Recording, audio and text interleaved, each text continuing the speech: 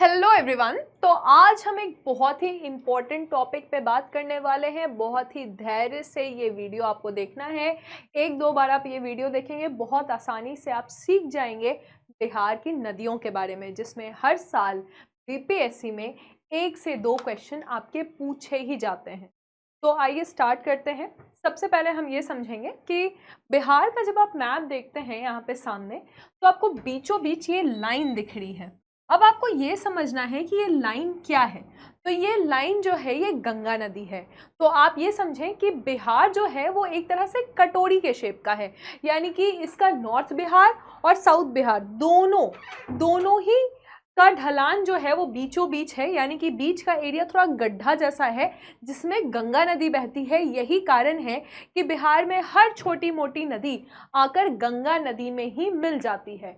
तो आए समझें कि आप वेस्ट टू ईस्ट अगर आपको अरेंज करना हो नदियों को तो आप कैसे अरेंज करेंगे, साथ ही साथ ये गंगा नदी से कहाँ मिलती है और इनका उद्गम स्थल यानी कि इनका ओरिजिन कहाँ पे है।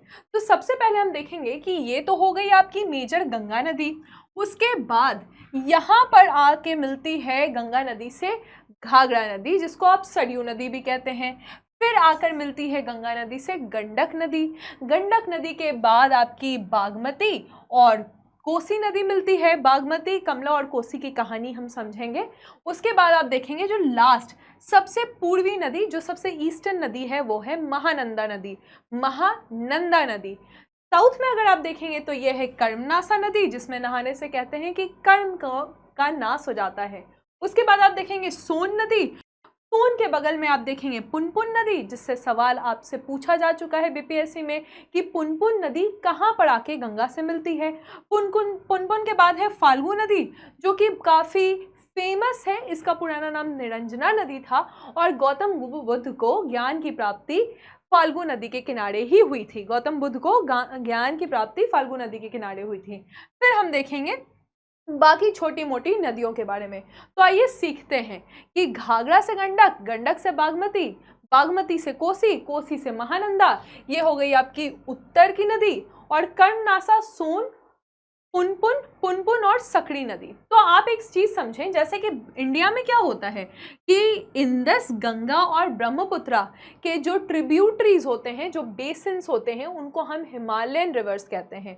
उसी तरह से बिहार में भी ऐसा है कि नॉर्थ बिहार में जो नदियां बहती हैं वो बेसिकली बिहार के नॉर्थ में क्या है, नेपाल है। और नेपाल कौन सा क्षेत्र है, नेपाल फुटहिल्स ऑफ हिमालयाज में है, यानी कि हिमालयाज के फुटहिल्स, जिसको आप शिवालिक श्रेणी कहते हैं, वहां से ये नदियां निकलती हैं, ज़्यादातर नॉर्थ बिहार की नदियां, जिसके कारण सालों भर इनमें पानी होता है। इसके कारण इनको सदाबहार या पेरेनियल नदी कहते हैं। लेकिन जो बिहार के साउथ में जो नदियां बहती हैं, साउथ की नदियां जो है ये मौसमी नदी होती है, यानी कि मौसम के अनुसार सीजनल रिवर्स होते हैं, जिनको आप प्रायद्वीपी या पठारी या पेनिनसुलर रिवर्स कह सकते हैं। इसमें बरसात के मौसम में तो बहुत पानी होता है, लेकिन गर्मी में ये सूख जाती है। यही कारण है कि बिहार के नॉर्थ में, नॉर्दर्न बिहार में बाढ़ होता है और सदर्न बिहार में ड्राउट यानी कि सूखा पड़ता है। तो एक एक करके अगर हम देखेंगे तो सबसे पहले तो आपको पता है कि सबसे इंपॉर्टेंट नदी जो बिहार के लिए है वो है गंगा नदी। गंगा नदी की टोटल लंबाई 2525 किलोमीटर्स होती है, यानी कि 2525 किलोमीटर गंगा की पूरी लंबाई होती है, जिसमें से 445 किलोमीटर्स तक ये बिहार में बहती है। इसका अगर हम पूरा एरिया देखेंगे यानी स्क्वायर किलोमीटर, तो ये है 15,165 यानी कि 15,165 किलोमीटर। इसका उद्गम स्थल कहाँ है, तो ये आपको पता है कि उत्तराखंड में जब भागीरथी और अलकनंदा दोनों मिलती है देवप्रयाग में, तो इसका उद्गम स्थल होता है, हम कह सकते हैं कि गौमुख ग्लेशियर गंगोत्री में गंगा का उद्गम स्थल है। साथ ही साथ आप देखिए, अगर आप यूपी और बिहार के बॉर्डर को देखेंगे, जो कि हम आगे अभी पढ़ने वाले हैं, तो पूछा जाता है कि वो 4 कौन सी ऐसी नदियां हैं जो यूपी और बिहार का बॉर्डर बनाती हैं। तो वो कौन सी नदियां हैं, ये है घाघरा, गंडक, गंगा और कर्मनासा। घाघरा को ही हम सरयू नदी भी कहते हैं। सोन, गंगा से कहाँ आकर मिलती है, तो सोन जो है, इसके सोन में हम पढ़ेंगे कि गंगा से दानापुर के पास आकर मिलती है। दानापुर जो कि पटना में है, तो दानापुर से 10 किलोमीटर दूर ये मनेर जगह है, यहाँ पर गंगा से आकर सोन नदी मिलती है। साथ ही साथ गंगा झारखंड के एकलौते जिले जहां बहता है, इसका नाम है साहेबगंज। तो गंगा जो है वो साहेबगंज झारखंड जिले के साथ सीमा बनाती है बिहार का, ये आप याद रखिए। ये सवाल पूछा गया है कि बिहार में गंगा कितने जिलों से बहती है। बिहार में गंगा 12 जिलों से बहती है। ये जिले अगर आप क्रम के अनुसार देखिएगा तो है बक्सर, भोजपुर, सारण, पटना, वैशाली, समस्तीपुर, बेगूसराय, खगड़िया, मुंगेर, भागलपुर, कटिहार, लखीसराय। तो ये 12 वो जिले हैं बिहार में जिससे गंगा नदी गुजरती है, ये भी आपको याद रखना है।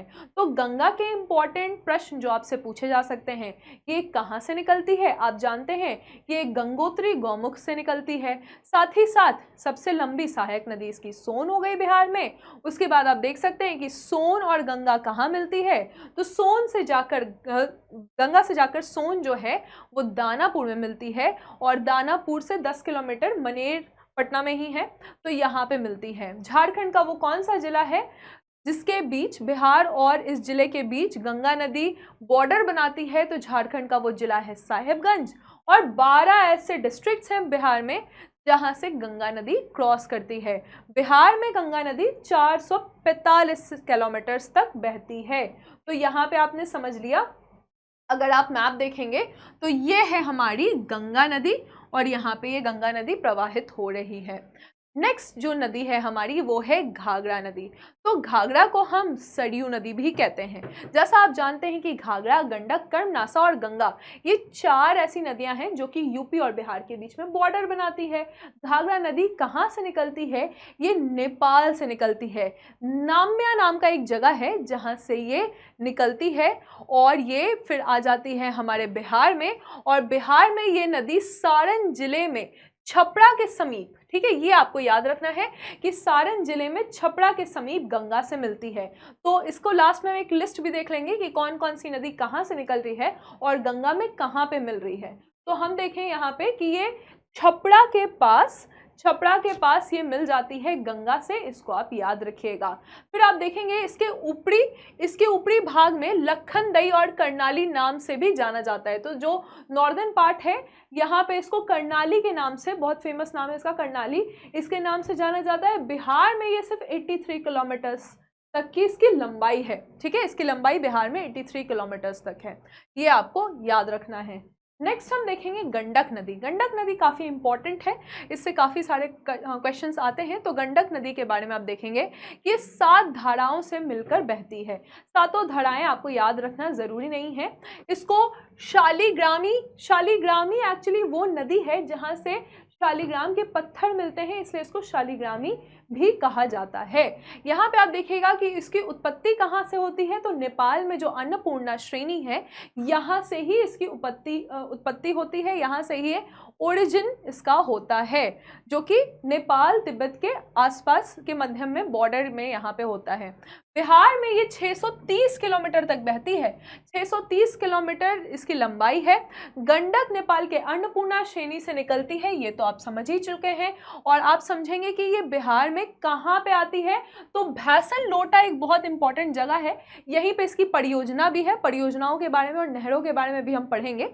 तो आप देखेंगे कि भैसन लोटा जो कि ये पश्चिम चंपारण, वेस्ट चंपारण, भैसन लोटा के पास बिहार में प्रवेश करती है। ये जगह आपको याद रखना है कि ये वेस्ट चंपारण में बिहार में प्रवेश करती है, और भैसन लोटा इंपॉर्टेंट जगह है। भैसन लोटा को आप याद रखिए, अभी हम पढ़ेंगे कि भैसन लोटा में क्या है। पश्चिम चंपारण जिला में ये नगर में बैराज का निर्माण भी किया गया है। साथ ही साथ आप देखिए ये नदी सारण और मुजफ्फरपुर के बीच में बॉर्डर भी बनाती है। तो आपसे पूछा जाएगा कि सारण और मुजफ्फरपुर के बीच में कौन सी नदी बॉर्डर बनाती है, तो आप बोलिएगा कि ये गंडक नदी है जो कि सारण और मुजफ्फरपुर के बीच में यहाँ पे बॉर्डर बना रही है, सीमा निर्धारित कर रही है।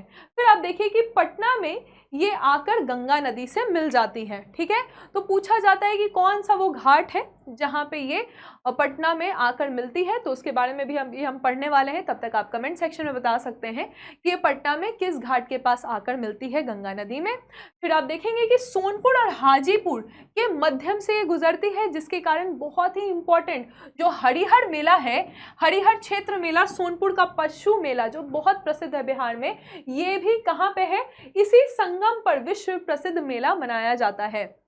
यहाँ पे आप देखिएगा जो पटना में ये गंगा नदी पे आके मिलती है, यहीं पे हम हरिहर मेला को मनाते हैं। फिर है बूढ़ी गंडक।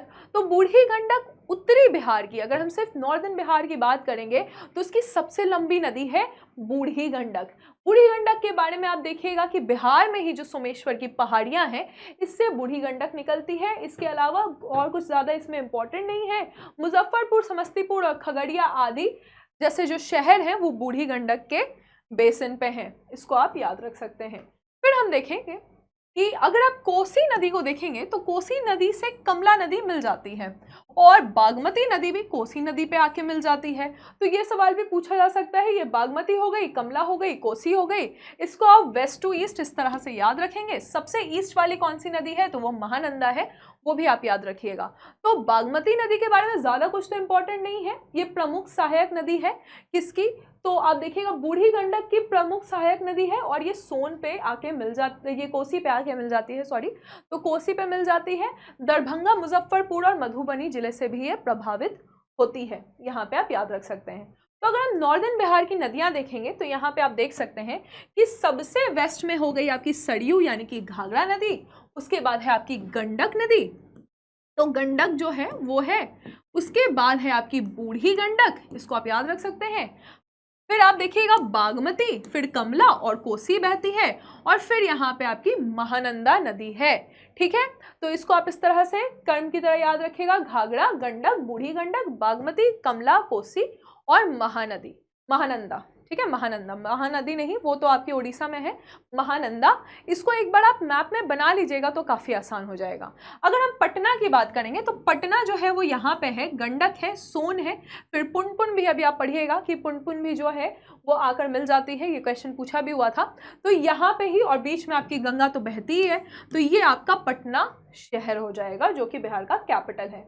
फिर हम देखेंगे साउथ में, तो साउथ के पहले एक छोटी सी नदी जो कि नॉर्थ में बह रही है, कमला, उसको भी हम देख लेते हैं। तो कमला नदी के बारे में आप जानते ही हैं कि इसकी प्रमुख धारा कोसी से मिल जाती है, जबकि एक धारा खगड़िया जिले में बागमती नदी से मिल जाती है। तो कमला बेसिकली कोसी से मिल जाती है, यही इसके लिए इम्पोर्टेंट है।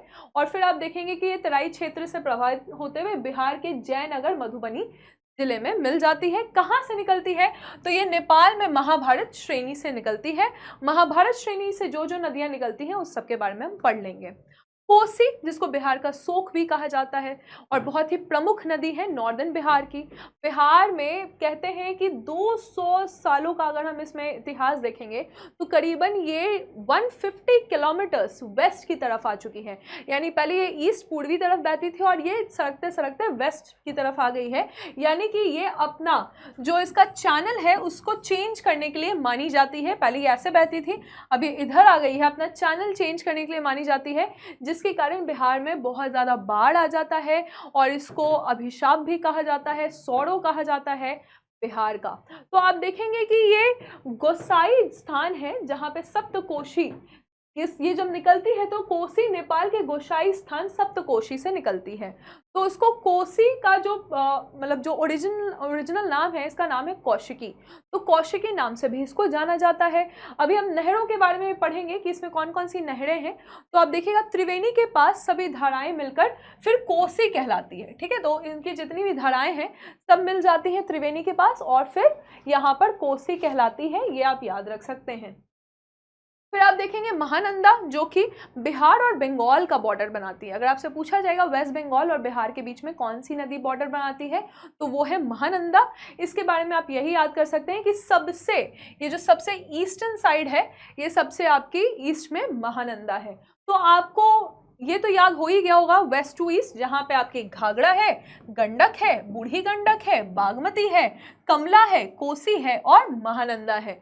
ये आपकी नॉर्दर्न बिहार की नदियां हैं और नॉर्थ बिहार में बहुत ज़्यादा पानी जो है वो कोसी नदी से ही आता है। ये इंपॉर्टेंट है जब अगर हम इसको कंपेयर करेंगे, क्योंकि वॉल्यूम ऑफ वाटर इतना ज़्यादा है और आप जानते हैं कि बिहार एक एग्रीगेरियन स्टेट है, तो पानी ज़्यादा यहाँ पे आने के लिए इसको माना जाता है कि यहाँ पे अच्छा खासा पानी आ जाता है। नेक्स्ट हम देखेंगे तो ये है साउथ की नदियां। अब पहले हम सोन के बारे में पढ़ लेते हैं क्योंकि सोन सबसे इंपॉर्टेंट है। मध्य प्रदेश में अमरकंटक से निकलती है सोन, और ये जिस तरह से नर्मदा और तापी का रिफ्ट वैली है, उसी तरह से एक फॉल्ट के कारण ये नदी भ्रंश घाटी से प्रभावित होते हुए आती है और ये बिहार में रोहतास में प्रवेश करती है। सबसे पहले ये देखिएगा, सबसे लंबी सहायक नदी है गंगा की, ठीक है। दक्षिण बिहार में प्रभावित होने वाली गंगा की ये सबसे लंबी सहायक नदी है। इसकी जो कुल लंबाई है ये 784 है, 784 है। इसको आप याद रखिएगा कि दक्षिण बिहार में, देखिए नॉर्थ बिहार में सबसे लंबी हो गई आपकी बूढ़ी गंडक और साउथ बिहार में सबसे लंबी कौन सी हो गई, ये हो गई सोन, ठीक है। तो ये 784 है, जिसमें से 202 किलोमीटर जो है ये बिहार में प्रभावित होती है। इसको आप याद रखिएगा कि 202 किलोमीटर ये बिहार में प्रभावित होती है। दक्षिण में सबसे लंबी नदी है ना, तो अगर आपको याद रखना है दक्षिण में सबसे लंबी नदी कौन सी है, सोन है। अगर आप देखेंगे यहाँ पे प्रथम बांध जब इसमें बना था 1873 में, तो वो बना था डेहरी में, ठीक है, डेहरी में ये बनाया गया था। फिर साथ ही साथ आप देखिएगा कि आरा के पास कोइलवर 1440 किलोमीटर लंबा रेल सहायक पुल बना और 1862 में सोन नदी पर निर्मित किया गया था, जो वर्तमान में अब अब्दुल बारी पुल, ठीक है, अब्दुल बारी पुल आप याद रखिएगा, ये प्रसिद्ध नाम से जाना जाता है। भारत में सबसे लंबा रेल पुल है ये, है ना।